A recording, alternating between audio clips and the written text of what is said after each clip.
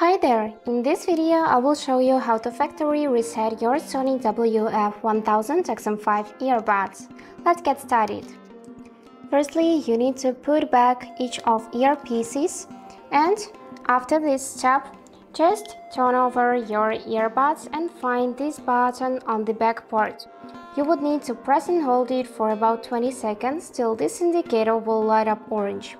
But just leave it open like this, and let's press and hold this button till it will light up orange.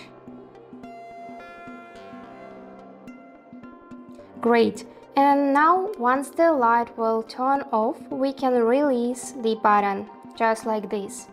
After this, close the case, and that's it. Now the earbuds have been successfully reset, and we can reconnect them again with the phone.